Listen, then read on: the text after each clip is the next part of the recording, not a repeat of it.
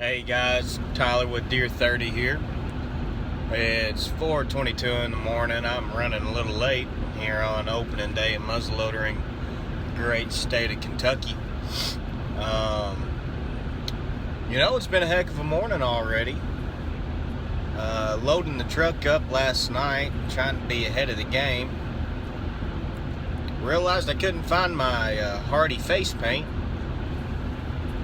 So decided this morning that I'd wake up a little early and head to the Walmart, go pick some up. So got that accomplished. And also realized I couldn't find my rattle bag, so go without that today. I thought I'd mix it up a little bit with this rain. We had a lot of rain push through last night. I feel like the deer should have been up all night last night, and hopefully they'll be moving early. So we're going to try to get in the woods, honestly, about an hour and a half early. Make sure everything's, calmed down, just in case they start moving a little prior to daylight. We don't want to be walking in on any. But here in central Kentucky, I got another probably hour and a half drive out to the farm. And hopefully we'll get her done for you guys today. We got all the pro staff members are out this morning. We all had probably the same idea. Let's get in the woods real early and try not to spook any or bump any off the bed. And the location we're going to be at today, we're actually going to be on a ridge that overlooks two valleys. I have the only source of water within a few miles right there behind me where I'll be setting up today.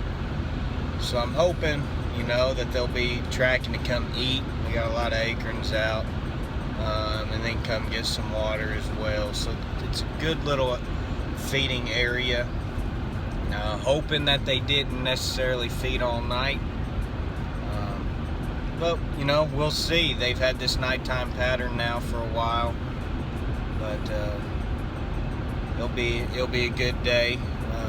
If you're going out today, we got to wear our orange. So I got the bow with me.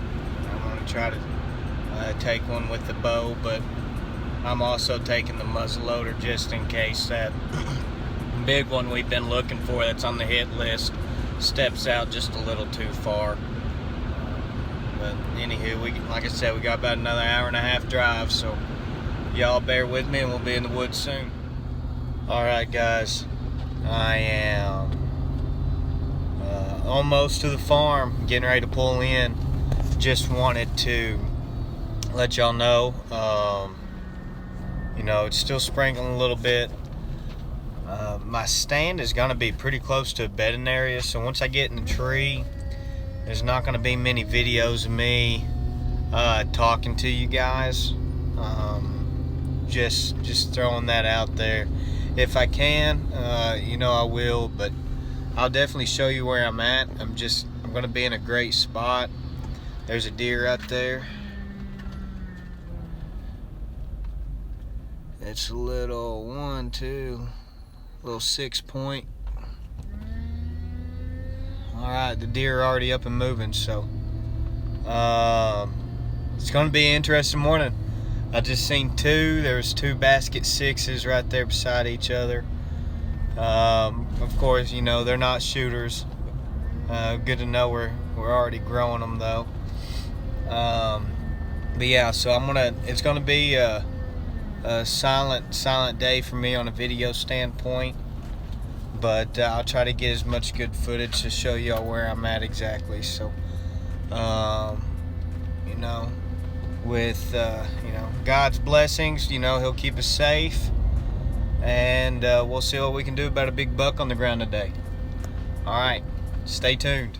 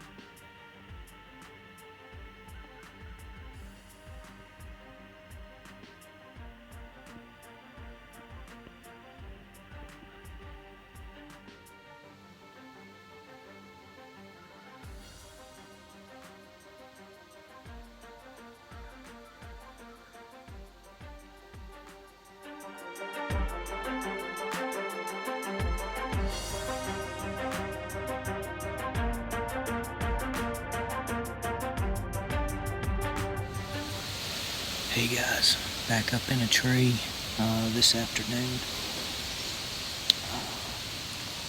Not too far from where we was this morning. Picked a different tree, some better shooting angles. Got a rub line going down this fence row. Some corn set up. We've been getting some pictures. They've been late, but there's been a buck coming in here around 5 o'clock. So,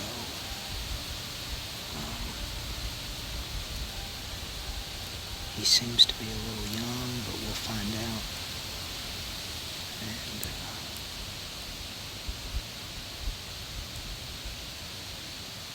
should be a good afternoon.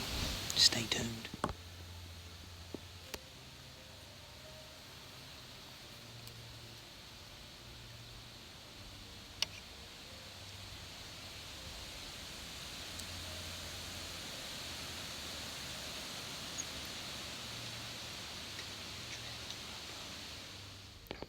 Alright guys, well, I told you it was going to be an interesting afternoon, and it was.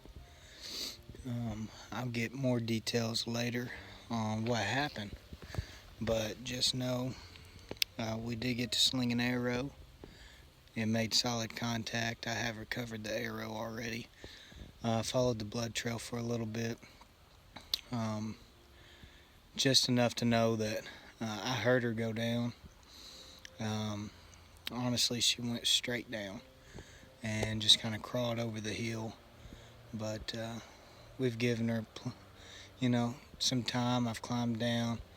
We'll take everything back up to the truck and give her just a little bit longer, and then we'll bring in some others to come and help find her. It was a doe. Had 2 bucks come in, and with the 17-mile-per-hour winds we've had tonight, I didn't hear them, and they really snuck up on me. I didn't get my bow in time. They were young, probably 3.5-year-old, 4-year-old deer, but I'll tell y'all more about that later. We'll get the crew out here and go find this young lady. All right, guys. Man, what a day. I don't have good news. We believe that the arrow actually struck the shoulder of this doe. I didn't hardly get any penetration. The broadhead broke off, and we actually found it on the blood trail. We followed the blood trail for a couple hundred yards down into the valley, and I believe we ended up bumping her. So we looked for more blood, wasn't finding anything. It's an awful feeling. I marked the last spot we found blood, and we'll go back and see what happens tonight. Hopefully the yotes don't get her, but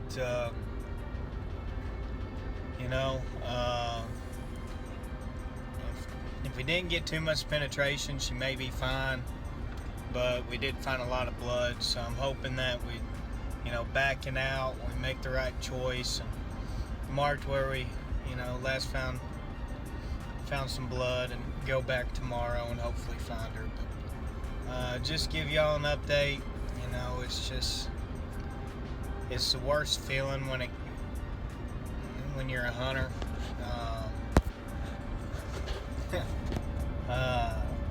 We had Drew come out and help me look for her, and I told him, I said, I'd rather missed by a mile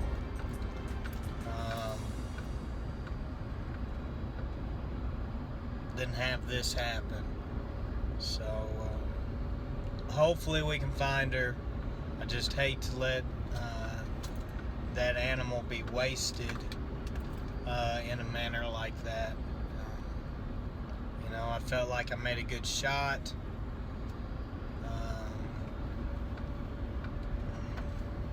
Sounded great. She dropped. She dropped right where she was at, and basically belly scooted on her belly all the way down to the valley. I gave her some time, climbed out of my tree, backed out, gave her more time.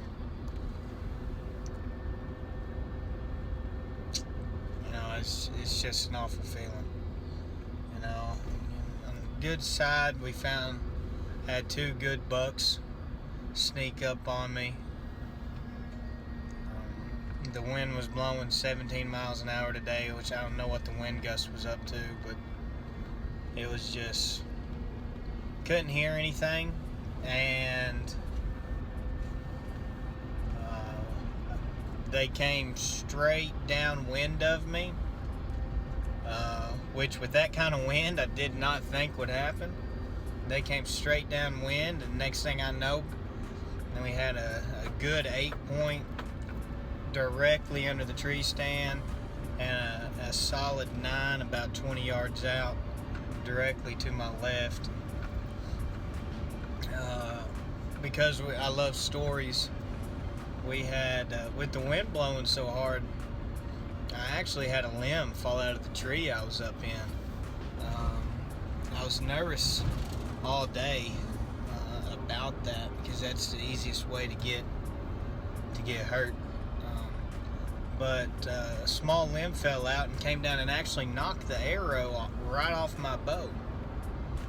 And when that 8-point came under the tree stand, it had its nose to the ground. We got rubs everywhere. It's heading straight to the corn, and it was about to step right on that arrow, and it just jumped backwards and took off. And so it was a freak thing. They didn't blow me out. They didn't do anything. They just kind of got a little spooked and just slowly snuck off. And not long after that, we had